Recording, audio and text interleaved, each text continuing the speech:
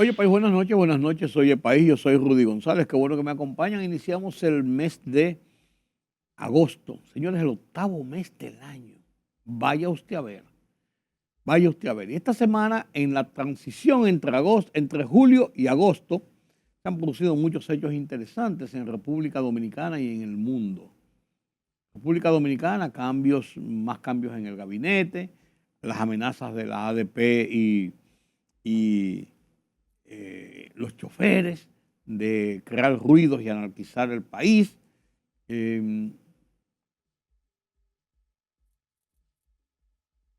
Las buenas noticias que nos vienen desde los organismos internacionales sobre la marcha de la economía en República Dominicana, la consolidación de las perspectivas de crecimiento, el control de la inflación. Buenas noticias que nos llegan. Mientras tanto, la crisis de Venezuela ha sido el factor fundamental de atención en República Dominicana y en todo el continente. Y en República Dominicana en especial porque el gobierno de Venezuela nos ha involucrado, porque nosotros tomamos una decisión como Estado y como país, haciendo críticas al proceso como se llevó y pidiendo que haya transparencia, que haya un ejercicio de libertad, de quejas, de protesta, para que quede transparente el resultado de las votaciones del domingo pasado allá en Venezuela. Represión del gobierno, un gobierno totalitarista, la comunidad internacional exigiendo que se entreguen las actas, que se recuenten los votos, que cese la represión, que haya transparencia, porque la oposición ha presentado lo que son sus pruebas de que ganaron las elecciones por mucho frente al gobierno totalitario de Nicolás Maduro.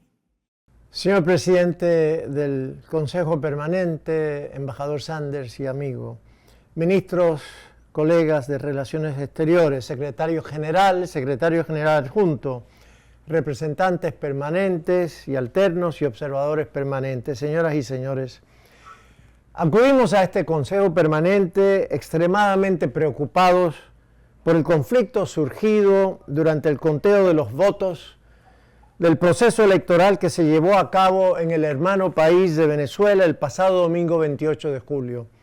El gobierno dominicano hace un llamado a las autoridades venezolanas a que, en las próximas horas, publiquen las actas originales de los colegios electorales de forma tal que éstas puedan ser verificadas por actores independientes. Para República Dominicana, este es un requisito fundamental para que la elección pueda ser calificada como transparente y creíble. Señor presidente, cada Estado es soberano en determinar las normas internas que rigen sus procesos democráticos, incluyendo la alternancia en el gobierno.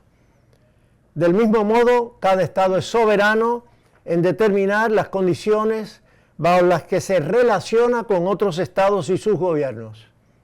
Una y otra soberanía deben interpretarse de manera armónica en aras del interés común. A partir de estos conceptos, se ha conformado un corpus juris internacional conforme al cual hay estándares mínimos para determinar la legitimidad de un gobierno. En este caso, si bien no corresponde a la comunidad internacional decidir cuál es el gobierno legítimo de un país, sí puede condicionar su reconocimiento de un gobierno al cumplimiento de ciertos estándares como la transparencia electoral. Señor presidente, colegas, las palabras son símbolos potentes que transmiten ideas y sentimientos que nos acercan o nos alejan. Ellas crean estados de ánimo que conducen al diálogo o lo evitan. Este es el momento de insistir en el llamado a todas las partes a la sensatez y a la cordura, aspirando a una solución pacífica, genuinamente venezolana. Nuestra región es reconocida internacionalmente como una zona de paz. Este es un logro que ha costado mucho sufrimiento y dolor, y debe ser defendido vigorosamente.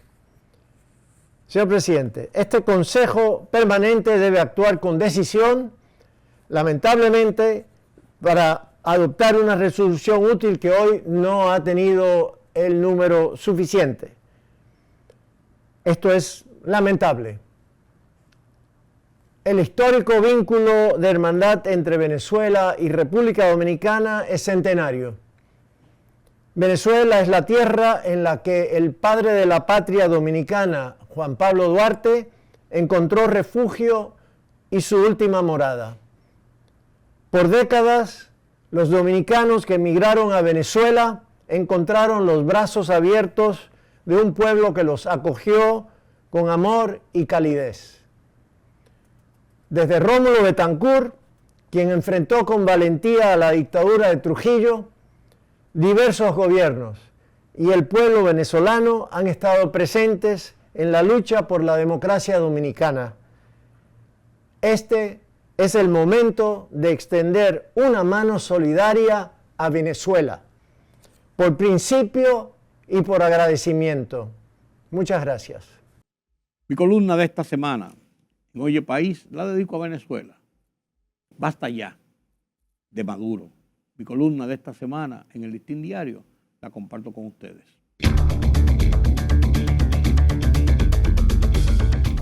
La grosera agresión de Nicolás Maduro y su camarilla contra la democracia, la paz, la libertad de Venezuela no puede ser tolerada por los venezolanos ni por los gobiernos y sociedades de las Américas y el mundo.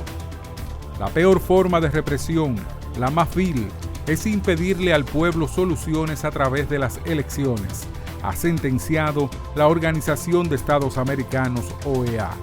Y le sobra razón en el caso de Venezuela. Maduro y su camarilla han actuado durante 11 años aplicando una política de violencia de Estado, de persecuciones, de atropellos, de espalda a los mínimos procedimientos de la democracia. Ese dictador pretende robarse las elecciones luego de que el pueblo, en mayoría, se envalentonara y fuera a las urnas para darle una amplia, contundente y clara victoria a la oposición por las arbitrariedades de un régimen que impuso el totalitarismo de la mano primero del coronel Hugo Chávez y luego por el patanista Nicolás Maduro, llevando en 25 años a la nación más rica y ejemplo de democracia del continente a la pobreza extrema y a la peor de las represiones políticas. Maduro, que apenas ha recibido apoyo de gobiernos dictatoriales como Irán, China, Rusia, Cuba, Nicaragua, entre otros, ha decidido la ruptura de relaciones con naciones de la región que como República Dominicana le han demandado respeto a las libertades y a la expresión del pueblo en las urnas. A ver si ahora la solidaridad internacional de respaldo a la resistencia y lucha interna de los venezolanos evita que se convierta en realidad la amenaza de sumir a Venezuela en el baño de sangre que promueve Maduro, quien debe ser detenido ya y para siempre.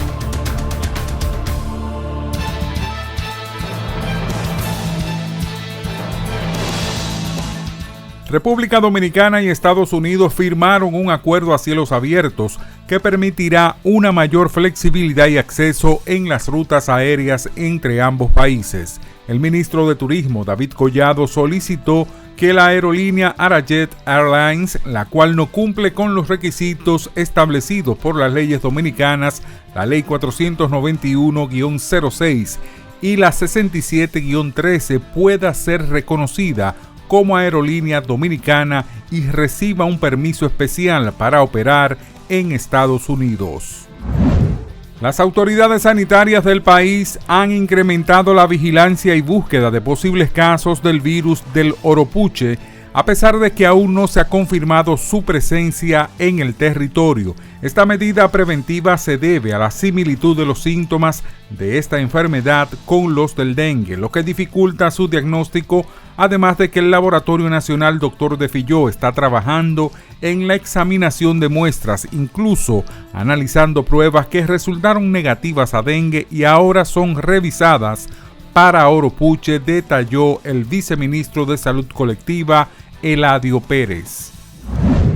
La Dirección Nacional de Control de Drogas ocupó 532 paquetes de cocaína y 11 de marihuana a varias millas náuticas del sur de Baní, en la provincia Peravia, luego de que la embarcación en la que eran transportados zozobrara debido al mal tiempo en aguas del Mar Caribe.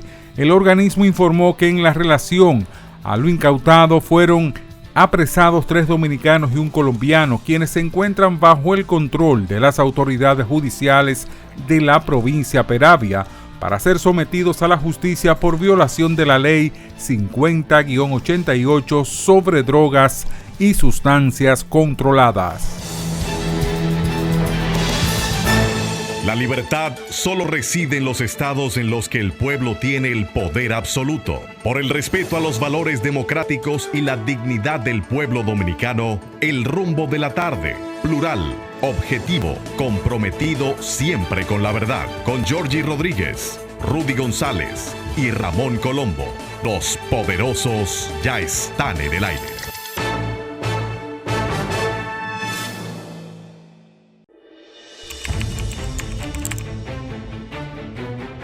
Periodismo de investigación, columnas, opinión, análisis, reportajes de fondo. Hora por hora, una completa plataforma multimedia. Periodismo con valor. Noticias horaporhora.com.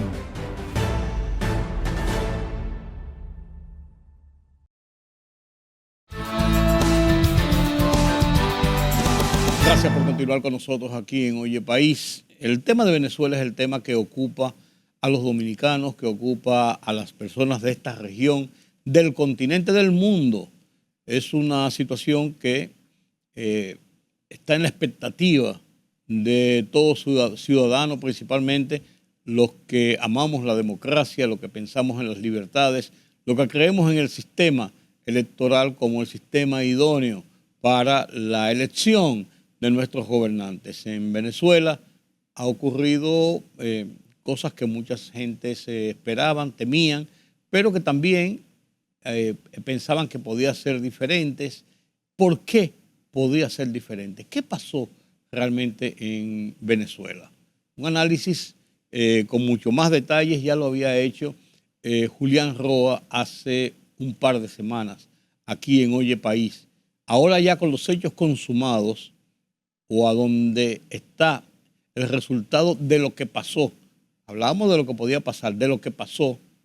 Entonces queremos oír esas reflexiones de Julián Roa para conocimiento y experiencia mía. Espero que de ustedes también. Buenas noches, Julián. Buenas noches, don Rudy. Bueno, Lo que pasó, ¿qué pasó? Crónica de una muerte anunciada. Usted lo acaba de decir, consumatum est. El gobierno venezolano y el chavismo tiene control del territorio venezolano. No cabe duda. Innegablemente. No estoy diciendo que Venezuela esté bien. Venezuela, en términos de ranking de Producto Interno Bruto, ha caído a un ranking de 25. Si Venezuela lograra mantener un crecimiento económico, le tomaría 25 años volver a establecerse como estaba originalmente. Estamos hablando que la pobreza en Venezuela ha crecido exorbitantemente. Usted dirá, bueno, ¿y cómo se explica que con mucha pobreza el PSV, en este caso el gobierno, tenga mayor cantidad de votos? Los elementos son múltiples y las variables también, por supuesto. Pareciera una contradicción. Parece una contradicción. Es como si usted mañana hiciera unas elecciones en Cuba. Claro. Posiblemente el Partido Comunista Cubano ganaría mayoritariamente. Eso pasa en Venezuela. El chavismo ha logrado consolidar una maquinaria social, una maquinaria electoral imbatible en términos de lo que podría ser el voto electoral directo. ¿A qué me refiero? Con Chávez, hay que decirlo, y tendríamos que hacer un poco de historia necesariamente, Venezuela es lo que antes se llamaba la Nueva Granada en el periodo colonial. Y por supuesto esa Nueva Granada mantuvo un tipo de gobierno o una sociedad parecida a la sociedad colonial. Eso se ha mantenido. Dos, un sector minoritario con un gran poder y una gran economía y un sector de la clase de abajo mayoritariamente pobre. Eso se mantuvo en los años en Venezuela, no solamente en Venezuela, en toda Latinoamérica. El modelo es una asimetría en la distribución de los ingresos, fundamentalmente. ¿Qué pasa en Venezuela? Bueno, Venezuela fundamentalmente, y sobre todo a partir de esa guerra de independencia venezolana, estamos hablando de 1810, 1813 aproximadamente, mantuvo esa división. Una cosa quería el pueblo llano y otra querían los mantuanos, como se hacían llamar, la clase oligárquica. Fíjense que Venezuela inclusive elimina la esclavitud casi 50 años después de la República Dominicana. O sea, había una diferencia. Esa diferencia se ha mantenido prácticamente en manos de dos partidos, el liberal y el conservador. En el caso venezolano es el partido Acción Democrática, los adecos y los copellanos, claro. Que es la parte conservadora, por supuesto. Y en esa lucha hay un elemento importante y son las dictaduras en Venezuela. Todo parte del siglo XIX y la mitad del siglo XX fueron dictaduras en Venezuela. La más famosa es lo que usted conoce de Pérez Jiménez, ¿no? ¿Verdad? Sí, primero de Vicente Gómez, sí, aquel folclórico dictador venezolano de los años 30. Asume el control en Venezuela en 1908, termina en 1935. Un dictador muy pintoresco. Y luego viene un periodo, una especie de interludio democrático en Venezuela. Y es la elección de la conformación del partido ADECO, Acción Democrática, que termina ganando las elecciones en Venezuela con aquel famoso escritor Rómulo Gallego, ¿usted recuerda? Aquella obra de Doña Bárbara, y los dos maridos. Sus 7 maridos. Eran 7. Dice, la obra dice 2, pues dicen que eran 7. Un gobierno muy efímero, un gobierno de apenas 9 meses. Sí. Y luego vuelve otra dictadura que es la de Pérez Jiménez. Hasta finales de la década del 50, que por primera vez se elige un gobierno democrático. Cuando se elige a Rómulo Betancourt, por supuesto. Y de ahí en adelante se divide el poder en Venezuela entre los conservadores y los liberales. Copellanos y adecos. Aquel famoso acuerdo de punto fijo, ¿no, verdad? Un acuerdo hecho en la finca de Rómulo Betancourt, por cierto. Mantuvo, o estaba uno en el poder o estaba en el otro. Eso terminó degradando la política en Venezuela, a tal nivel que la corrupción fue sumamente expandida en todos los partidos en sentido general en Venezuela, pero sobre todo en estos dos. Los principales. ¿Cómo se llamaba el asistente de Rómulo Betancourt? Carlos Andrés Pérez, del lado de Rafael Caldera, del lado del COPEI. Herrera Campín, ¿usted recuerda a todos? Sí, que eran los demócratas cristianos del continente. Algo que cambió ese equilibrio hegemónico en Venezuela fue el descubrimiento del petróleo en Venezuela, años 30 más o menos. Bueno, Vicente Gómez disfrutó parte de ese bienestar, de esa bonanza de Venezuela, pero donde se produce mayor bonanza es con la crisis de los años 70. La crisis, aquella famosa de los precios del petróleo y la guerra de los 6 días en Israel. Eso explotó de manera positiva todas las riquezas en Venezuela. Bueno, de hecho, los exiliados venezolanos que vivían en Miami tienen un famoso eslogan, el dame 2. Dame 2. ¿Cuánto vale ese vehículo? Tanto, dame 2. Dame 2. Y aquella cosa, tanto, dame 2. Le pusieron la tribu de los dame 2. Porque era una bonanza extrema. Tenían tanto dinero que... Pero era una bonanza de la clase oligárquica, de la clase rica venezolana. El pueblo vivió en la mayor pobreza, esos cerros venezolanos. Cuando usted va del aeropuerto hacia la ciudad. Toda Caracas, son famosos. Claro. Y por supuesto vino el colapso. Hay un coronel de los años 90 que da aquel famoso intento de golpe de Estado. Ese coronel fue un coronel de la Fuerza Aérea, Hugo Rafael Chávez Frías. Chávez Frías termina, por supuesto, en prisión. Hay un senador, hay un dirigente político que es su gran apoyo, que fue José Vicente Rangel, muy respetado en Venezuela. Una especie de Juan Bosch aquí, muy respetado y muy querido en Venezuela. Al indulto de Chávez, en el gobierno de Caldera, ya va a las elecciones, por supuesto, vienen las elecciones de la reelección de Caldera. Usted recuerda aquel... Con el MAS. Se va del COPEI. del COPEI forma Convergencia, Sí, que es una agrupación política. De partidos minoritarios. Así es. Y gana la presidencia. Y gana la presidencia. Pero destruye todo el sistema político. Y ese es el punto de Y de con, un inflexión. y con un apoyo muy débil realmente. Totalmente. De ahí para allá, entonces trae como consecuencia la llegada de Chávez al poder. En el 99. Con Chávez cambia todo. Chávez no solamente destruye los partidos, lo que quedaba de los partidos, sino que conforma un nuevo Estado, a su visión. De hecho, ¿cómo se llama Venezuela? La República Bolivariana de Venezuela. Hasta el nombre le cambió. Pero de ser un Estado federalista, Venezuela tiene 25 estados. De ser un Estado federal a ser una república, el cambio constitucional es inmenso, hay que decirlo. Y por supuesto, con Chávez la oposición se desbanda totalmente. Y él también se encarga de eso. Hay que decirlo. Los herederos del COPEI y de los ADECOS terminaron, que eran muchachos ricos todos, de formación profesional, pero ricos. La política le daba lo mismo. Para lo único que le servía la política era para seguir haciéndose más rico. Sí, pues se alejaron de la política incluso. Claro, con Chávez no. Chávez va al populismo, innegablemente. Y crea esas famosas misiones que usted conoce. Misión salud, misión educación, y eso, misión vivienda.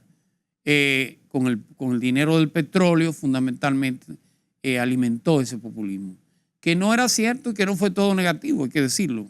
Esa misión salud, sobre todo con los médicos cubanos, llevó salud a los barrios más pobres de Caracas. Le dieron ese apoyo popular. Por supuesto. Igual lo hizo con la misión vivienda. Más de 1 millón de viviendas construidas en un año. O la misión, en pocas palabras, esos programas asistencialistas llegaron a la clase paupérrima de Venezuela. Y por supuesto eso se hizo en detrimento de ¿qué? De la economía. Un discurso de izquierda, un discurso de hablar de un nuevo socialismo, por supuesto que ahuyentó todo tipo de inversión extranjera. Las empresas venezolanas terminaron quebrando. Y las que no quebraron, él terminó nacionalizando, como fue el caso de PDVSA, que sí era cierto que era el gran patrimonio de Venezuela, también lo era para expoliar esa riqueza. O estaba en manos de empresas extranjeras, o sencillamente estaba en manos de toda la corrupción venezolana. O sea, hay que ver a Venezuela antes de Chávez y después de Chávez. Pero Chávez es una consecuencia, no una causa. La causa era todos esos niveles de corrupción y de falta de desigualdad. Claro. Pero ese es el escenario a la situación. Llegamos actual. Entonces con Maduro, cuando Chávez deja a Maduro a propósito de su enfermedad. Maduro es un accidente, aunque usted no lo crea. Maduro es un dirigente preferil de camiones en Venezuela, con una gran popularidad y por supuesto en términos políticos es una hechura de Chávez, hay que decirlo. Sí, claro. Pero no es el individuo de gran desarrollo intelectual. El de desarrollo intelectual de Chávez era Elías Agua, ¿usted recuerda? Claro. Fue canciller. Y Maduro lo sustituye precisamente. Por supuesto. Pero Elías Agua es la parte pensante, es la parte liberal. Claro. Es la parte crítica. Él, Juan Vicente Rangel y otros más, son la parte dentro del CPSV formado que fundamentalmente sabía hacia dónde debía ir Venezuela. El resto era el populismo, en el cual se inscribía Chávez. Chávez, Maduro, los hermanos Rodríguez, ¿cómo se llaman los hermanos Rodríguez? Dalcy Rodríguez, que creo que es actual vicepresidenta. El hermano Tarek Aziz, que es de origen sirio.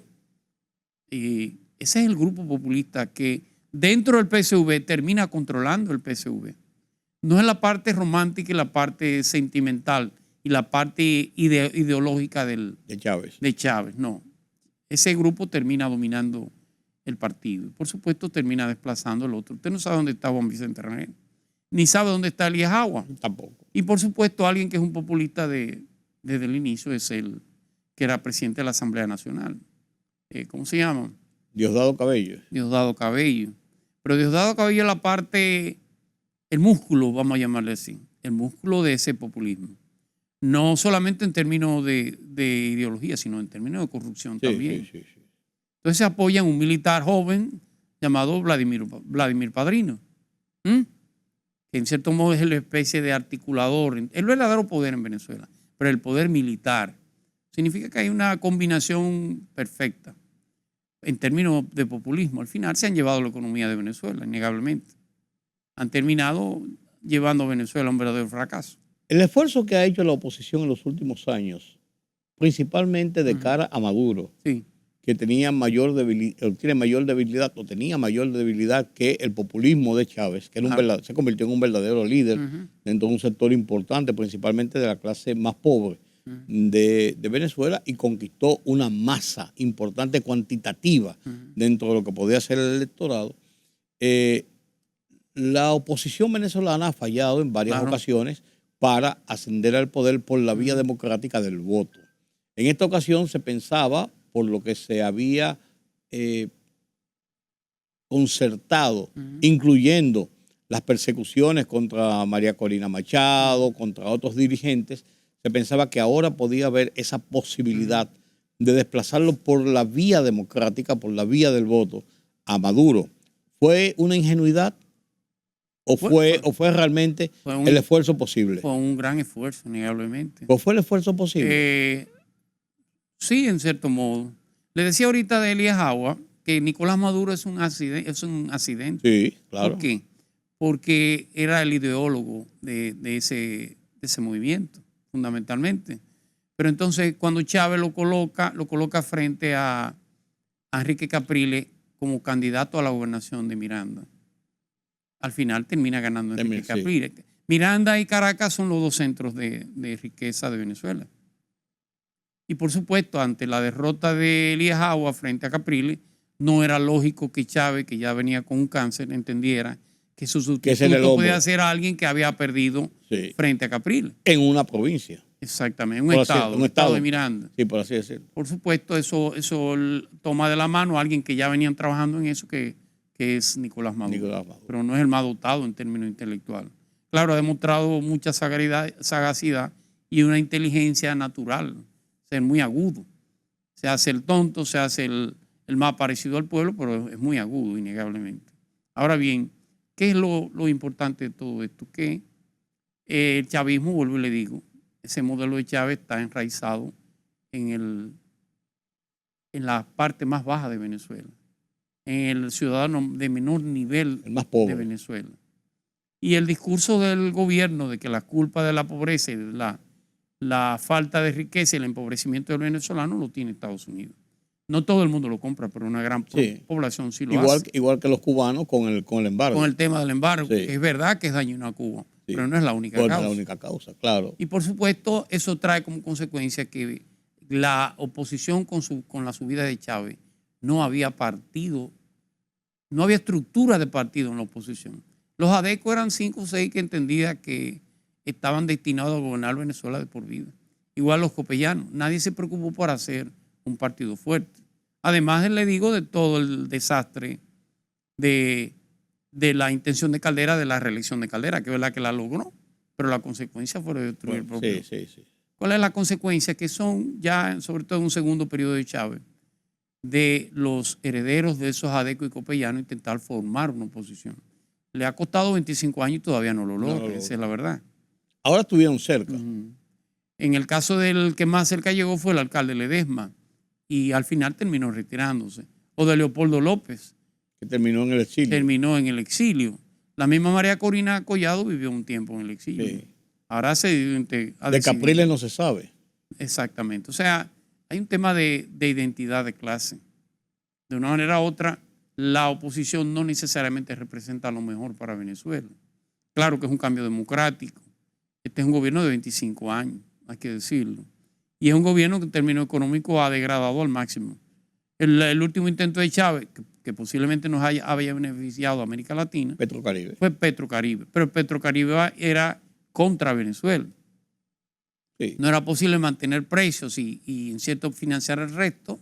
A largo plazo. A largo plazo, con una Venezuela cada día en mayor nivel de pobreza. Y con países pobres. Porque si fueran con países ricos, claro, tú podías en un momento determinado decirle, por favor, págamelo todo. Eso era externalizar la pobreza. Tanto es así que tuvieron que vender la deuda por la mitad del precio. Correctamente. Significa que no empobreció más a Venezuela. Sí. América Latina le sirvió de mucho, a nosotros nos sirvió Petrocaribe. Claro. Haití, a muchos países le sirvió. Sí.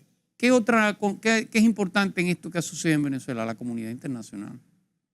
las declaraciones de la comunidad internacional. Bueno, ahora mismo 9 países han pedido Sí. una reunión urgente del Consejo Permanente de la OEA, muestran su preocupación, hay un movimiento de solidaridad Así es. con el pueblo cubano, pero ¿será posible que esto pueda revertir una situación que parece una situación de hecho? Porque hemos visto que la comunidad internacional para poco ha servido muchas veces con situaciones en América Latina. No voy a citar el caso de Haití porque es un caso emblemático como cuando Así uno es. habla de su casa, pero lo hemos visto por toda América Latina. No ha tenido mucho efecto en muchas situaciones similares o casi similares. El caso de Nicaragua es un ejemplo, por ejemplo. Los fenómenos políticos sociales son impredecibles. ¿Usted recuerda la famosa, ¿cómo se llamaba? El movimiento islámico, la primavera árabe? La primavera árabe. Fue un señor que se pegó fuego, Sí, Eso de- porque lo desalojaron un buhonero. un buhonero, desató todo ese movimiento de la primavera árabe, que ha terminado siendo peor que lo que ellos reivindicaban. Los movimientos sociales son impredecibles, pero si usted contara, y estoy especulando por supuesto, si contara los votos colocados en las urnas, ganaría el madurismo. No estoy diciendo que la manera como llegaron esos votos a las urnas haya sido la mejor manera posible. Fíjese que Venezuela tiene, por ejemplo, un exiliados económicos, no políticos, de casi 5 millones de venezolanos, Sí. de 3 y 4 millones de venezolanos. No, hablan de 7.7. Votaron menos de 400.000 Sí, venezolanos sí. en el exterior. No porque no quisieran, sino porque el gobierno se encargó de que no votaran. Cerró Porque la fron- establecía o pensaba el gobierno que la mayoría serían opositores, No, y así era como es realmente. lógico. Cerró la frontera con Colombia, impidió que varios aviones que volaban desde Panamá hacia Caracas Con observadores. con observadores pudieran llegar. Posiblemente si cuentan los votos, estén los votos ahí. La manera como tuvieron, fue una manera antidemocrática totalmente. Quizás la oposición se durmió en sus laureles y pensó que el boom que habían logrado publicitario, mediático, de apoyo de gobiernos y de intelectuales y de políticos en América Latina y de otras partes era suficiente para sobrepasar esos votos del chavismo y de Maduro, del madurismo. Yo creo que la oposición hizo su gran trabajo. Aunque no logre quedarse en el poder en Venezuela, la oposición tiene que felicitarse realmente. Porque por primera vez realmente ese movimiento, ese madurismo, pudo verse en peligro de perder el poder. Pero 6 años de gobierno. La oposición hizo un gran trabajo. Está bien, por 6 años de gobierno. En el tiempo, ¿podrá esa oposición consolidar realmente un movimiento de futuro? ¿O será una ilusión más que pasa y tendremos que esperar dentro de 5 años otra vez la conformación de otro movimiento de ilusión? Bueno, sí. Sí, porque son 6 años de gobierno, Así o sea, es. 5 años para comenzar a formar un movimiento. Es lo que te digo, es verdad lo que tú dices, ha avanzado, Sí, claro. pero el gobierno es el gobierno, el poder es el poder. Todo se agota, tienen que recordar eso. De hecho, ese modelo económico, político-económico de Venezuela está agotado hace mucho tiempo. El resto es un tema de represión, hay que decirlo, y es un tema de control social, el populismo, volvemos al mismo. El salario mínimo de Venezuela son $6, ¿usted sabía? Sí. Con $6 vive una familia 30 días.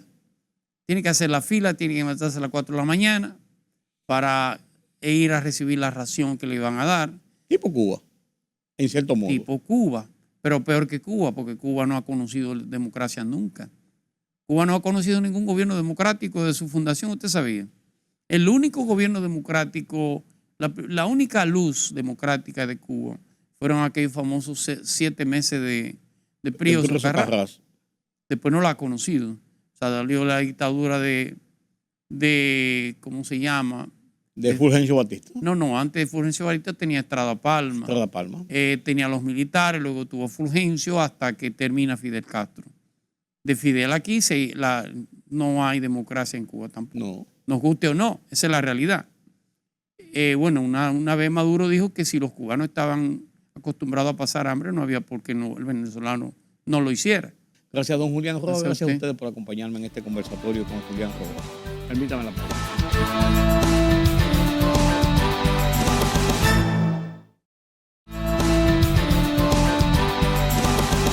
Gracias por continuar con nosotros aquí en Oye País. La economía. Venezuela está vuelto un lío. Por Medio Oriente hay otros problemas, que las tensiones sobre las elecciones de Estados Unidos, aquí hay cambios en el gabinete presidencial, pero sin embargo la economía sigue un ritmo, sigue un paso tras otro, con planificaciones, con expectativas, con resultados. Y estamos terminando ya el mes 7 del año, vamos a entrar en el mes 8. Y los economistas, y yo siempre lo comento, analizan por mes, por bimestre, por trimestre, por cuatrimestre, por semestre. Ya pasó un semestre. Y ahora también los organismos internacionales están en lo mismo. El Fondo Monetario Internacional acaba de tener su reunión y da unas perspectivas muy favorables para Centroamérica, Panamá y República Dominicana. O sea, para la región, para esta zona. ¿Y en qué consiste ese panorama favorable? Porque una cosa es cuando usted dice las cosas y lo otro es cuando hay indicadores que así lo demuestran. Yo lo pongo sobre la mesa. Carlos Cuello lo explica. Buenas noches, don Carlos. Buenas noches, don Rudy. Aquí iniciando ya el octavo mes del año. ¿Habrá cambio de mando? Sí. ¿O continuidad? Sí, continuidad, pero no puedo cambiar. De gabinete, sí. Cambio de gabinete, pero también cambio de periodo, de esquema de periodo. Son 4 años que comienzan. Está confirmada la designación de nuestra querida amiga. Ferida Raful, sí, confirmado. Fue dicho por el propio presidente en su cuenta. Yo sé que tú la felicitaste, pero también me corresponde a mí felicitarla, ¿no? Claro, y desearle lo mejor de los éxitos. Compañera nuestra de trabajo. Claro. Aquí se inició Faride en las comunicaciones con nosotros. No, y sigue siendo parte de honor. Claro. Mira, ya noté a ti hacer el introito de lo que ha sido el desempeño de la economía en un contexto muy convulso, que esa es la realidad. Y extraño también. Pero nada raro, porque para no irnos muy lejos, ¿no? Ya vamos para 5 años, del 2020 para acá, ¿no? Sí. Ese ha sido, el escenario, ¿no? Sí, la tónica, sí. Primero la pandemia, después la guerra, los precios del petróleo, y ahora tú mencionabas rápidamente 3 hechos noticiosos que, sin lugar a duda, pueden tener incidencia. El caso de Venezuela, por el peso que tiene, aunque lo ha ido perdiendo, eso es verdad, en lo que es la producción de petróleo, ¿no? Y el papel de Estados Unidos o de la región, que aparentemente la preocupación es muy seria, y me luce que hay un acercamiento de los grandes países para buscar alguna salida negociada a la situación. Necesariamente. Pues no se puede, la comunidad internacional no puede ser indiferente a lo que es la realidad de un pueblo. ¿No? Y de una nación como Venezuela, una de las naciones grandes del continente. Una economía que ha perdido el 80% de su Producto Interno Bruto en los últimos 10 años. Correcto. Con ese mismo gobierno que busca una reelección o que aparentemente la ganó. Entonces, eso gravita sobre la región, pero no solamente sobre la región, porque recuérdate sus aliados también. ¿Quiénes son sus aliados? Sí.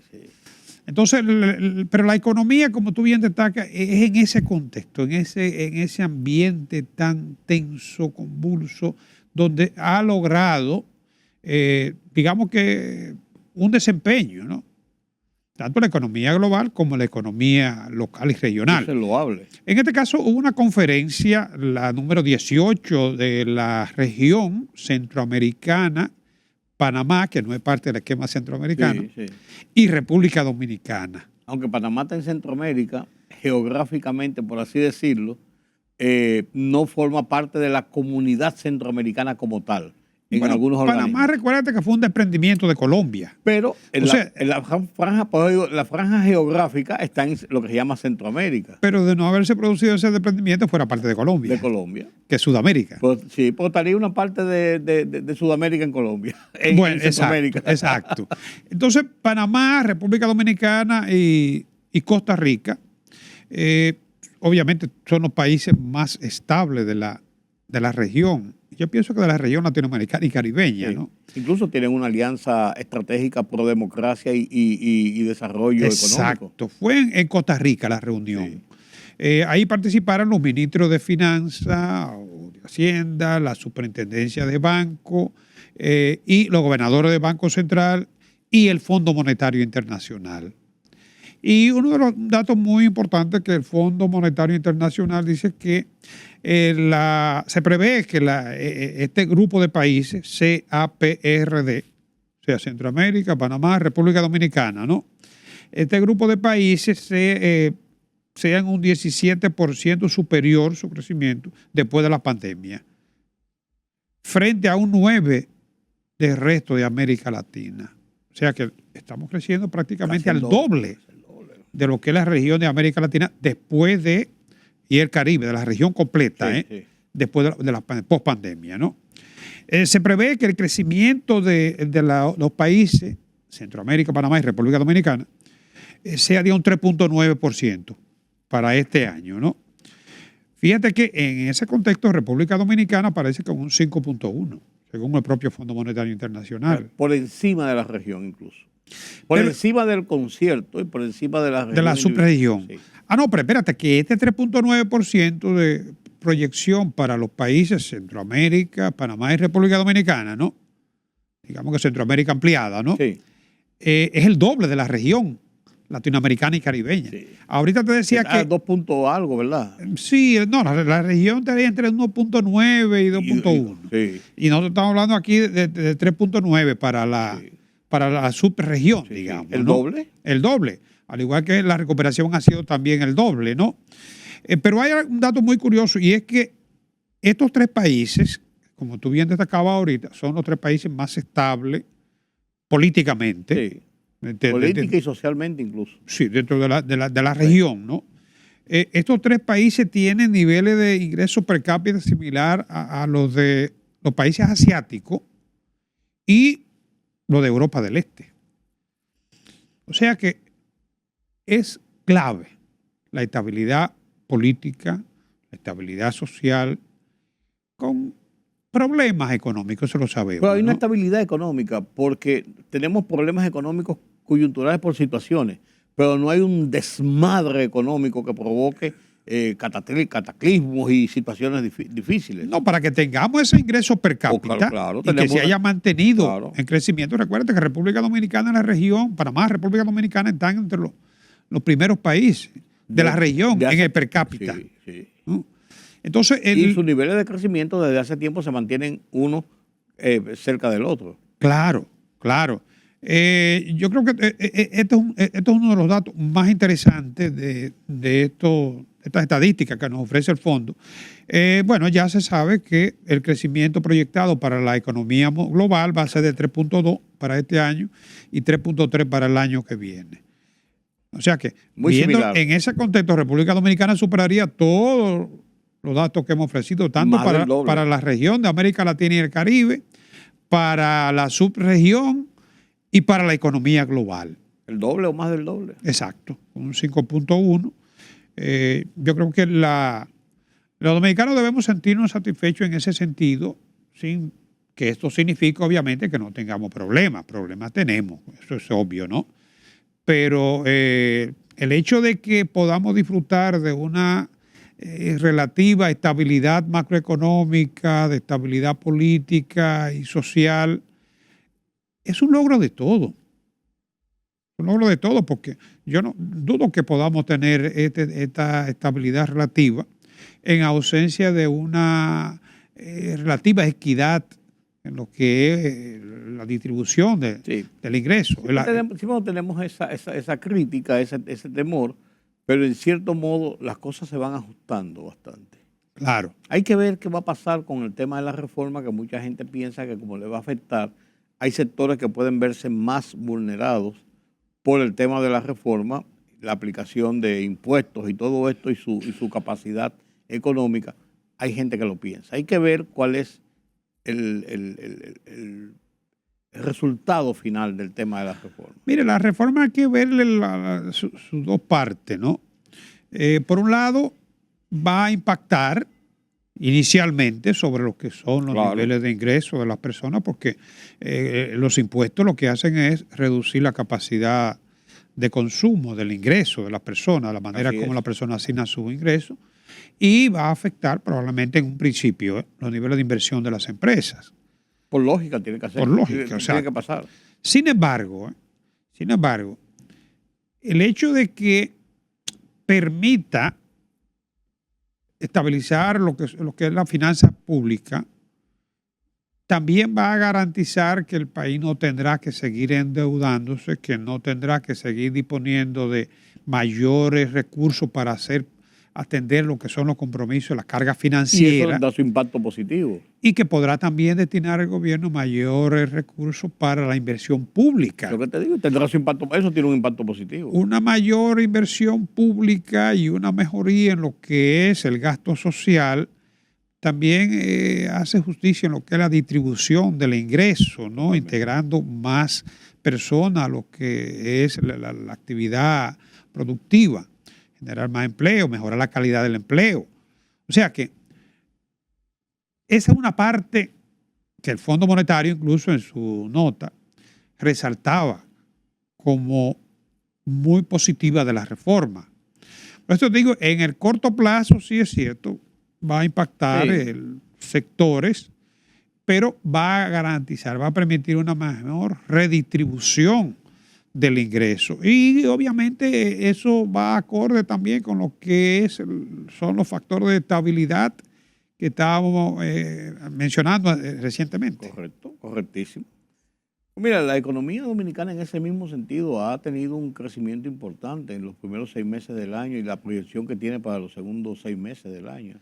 Sí, el informe, el reporte, ya el Banco Central lo colocó en su página web, El de julio.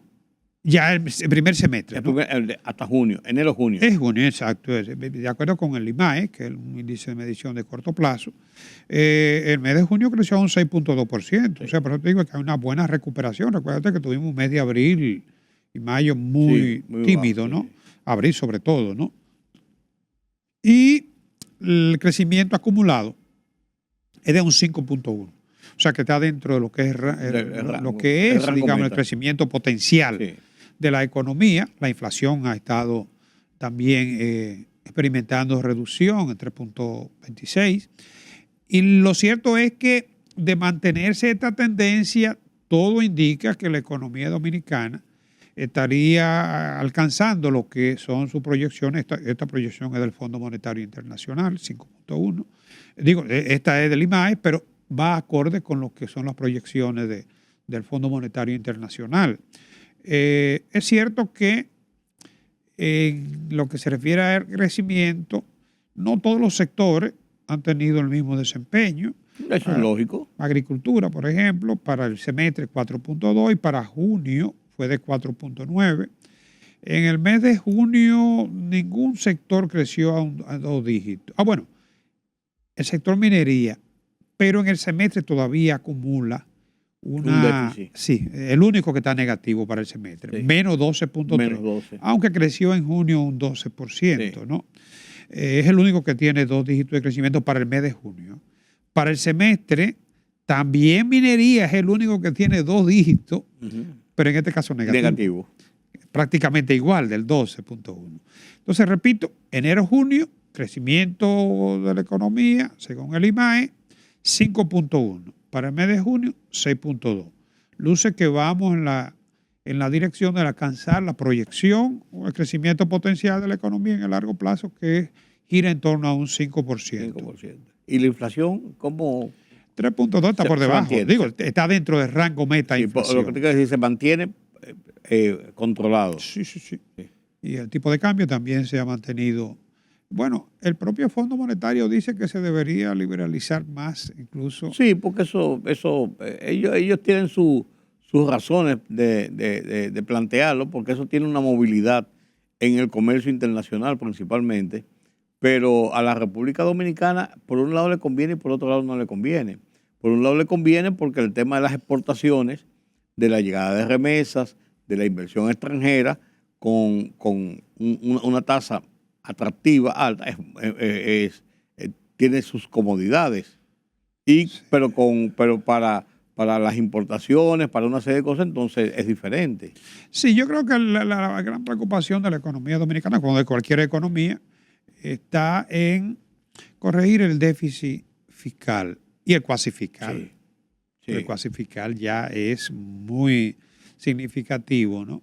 Y si no se está monetizando más la economía, si no se está generando presiones inflacionarias con las emisiones que tiene que hacer el Banco Central, es porque se está incrementando la deuda, recogiendo lo que se emite. Si el Banco Central estuviera emitiendo y esa emisión fuera a la circulación, entonces eso iba a presionar más la inflación, Claro, natural. claro, ¿no? claro. Ese es el control. Entonces el déficit del Banco Central, el déficit externo, afortunadamente tiene respuesta en la balanza de pago porque la inversión extranjera directa compensa lo que es el déficit de las cuentas corrientes. Correcto. El problema es buscarle salida a ese déficit cuasi fiscal, que ya se han hecho planteamientos, ya tú y yo comentábamos la semana pasada lo que hizo Argentina, lo que hizo Milei, y aquí vi un artículo que publicó el economista Andy Dauer también, en el sentido de que esa es deuda pública. Así es. Y que debe pasar a Hacienda, ¿no? Y entonces tendríamos lo que es el verdadero déficit financiero. En el sitio enmarcado donde debe estar. Claro, Sí. claro. Porque cuando se habla de capitalizar el Banco Central es que sencillamente esos intereses que está pagando el Banco Central los paga el gobierno. Porque es deuda pública, en definitiva. Cuando hablamos de la deuda pública consolidada, la incluye las dos. Claro. Carlos, ¿qué está pasando en la Reserva Federal con las tasas de interés ya finalizando este mes? ¿Y qué pasa en República Dominicana? ¿Subirán, bajarán, se mantendrán? ¿Qué tú opinas? Mira, aunque al momento que estamos haciendo esta grabación no tenemos el reporte el aviso del Banco Central, pero no me cabe la menor duda de que se mantendrá como se ha mantenido desde diciembre para acá en un 7%. Sí, no hay factores que indiquen que va a haber cambios. No. La tasa de política monetaria se va a mantener invariable. Justamente junio del año pasado estaban en un 8%. Sí. O sea que apenas 100 puntos. De junio a junio. 100 puntos lo que se ha variado. Subió hasta 8.50, ¿verdad? Hasta 8.5. Sí, llegó a estar en 8.50. Pero en diciembre era un 7%. O sea que a lo largo de este año no ha habido cambio en la tasa de política monetaria. Si en diciembre estaba así, 8 meses consecutivos. De junio a junio son 100 puntos, pero de diciembre acá, fue en noviembre que se comenzó a cambiar. 2 años, 3 años atrás. ¿no?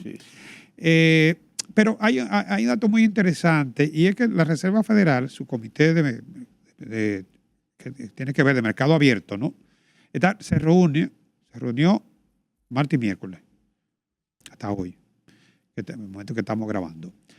Y las expectativas son de que cualquier reducción estaría programada para septiembre. Estamos hablando de que la Reserva Federal tiene registra tasas de 5.25 a 5.50, los niveles más altos del 2001, o sea, más de 20 años, ¿no? Uh-huh. Pero es esperanzador el hecho de que el índice de precio al consumidor de Estados Unidos, porque déjame decirte algo, los indicadores son los mismos. Sí, claro. El tamaño de la economía te da números diferentes, pero los porcentajes, los márgenes, las operaciones son iguales. Una anemia se mide con los mismos conteos de glóbulos rojos en Estados Unidos, en África y en cualquier país del mundo. Así es. Entonces, en Estados Unidos, por ejemplo, ¿por qué la tasa se mantiene alta? Bueno, porque la inflación no ha cedido. Pero la inflación ya va cediendo, está en un 3%, nivel más bajo del año 2021. Y el objetivo meta inflación de ellos es de un 2%. O sea, que está un 50% todavía por encima, ¿no? Pero fíjate cómo se está incidiendo sobre la inflación, manteniendo tasas altas. Igualito. Igualito que lo hizo aquí. Igualito que nosotros. En el momento en que se subió, se disparó la inflación. Así es. Ahora, al igual que nosotros, pese a que las tasas más bajas incentivan el financiamiento, la inversión y ¿por qué no? El crecimiento económico. La ¿no? movilidad de la economía. Pero al igual que nosotros, con todo y que la tasa es tan alta, los niveles de desempleo están entre los más bajos en los últimos 20 años. El PBI de la economía norteamericana creció en un 2.8, o sea, el crecimiento que registra en este momento para el semestre. Y está por encima de lo esperado. O sea, fíjate que pese a que la tasa es tan alta, al igual que nosotros, no están entorpeciendo el crecimiento ni el empleo, que es lo más importante, ¿no? Bueno, ellos tienen una campaña y una política de reducción de empleo, de atacarlos fuertemente. Y es una sociedad también de oferta y consumo, de mucho consumo. Claro. Oferta y demanda. Y la movilidad ahí es muy, muy, muy alta. Y la guerra podría estar también... Hace su poquito ahí. Sí, afortunadamente el petróleo se ha mantenido en precios relativamente estables, ¿no? Pero aquí, como te digo, es importante el hecho de que veamos que la misma variable se utiliza en los mismos instrumentos. Sí, claro, claro.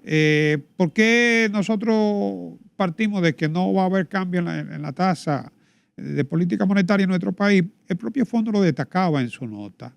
O sea, tasas altas en Estados Unidos no son compatibles con tasas bajas en el caso nuestro. Eso sería absurdo, ¿no? Con todo esto, se sigue fluyendo la inversión extranjera, que los tres países que mencionábamos aquí, Costa Rica, Panamá y República Dominicana, son los mayores en captación de inversión extranjera en la región. Sí, claro. Por la misma variable que está. Por la misma estabilidad política, estabilidad social, estabilidad económica, o sea, por el mismo sistema de rejuego de la misma economía, fluye. Así que aunque nos quejemos, aunque pataleemos, Sí. porque eso es parte también de lo que es un ambiente de democracia, pero valoremos lo que hemos logrado en materia de estabilidad política, económica y social. Gracias, don Carlos. Gracias a ustedes por acompañarme en este conversatorio sobre la economía nacional y economía internacional, sus efectos en el desarrollo de los países, en el día a día de nuestra República Dominicana. Nos vemos mañana nueva vez. Yo soy Rudy González. Pasen un feliz resto de esta noche.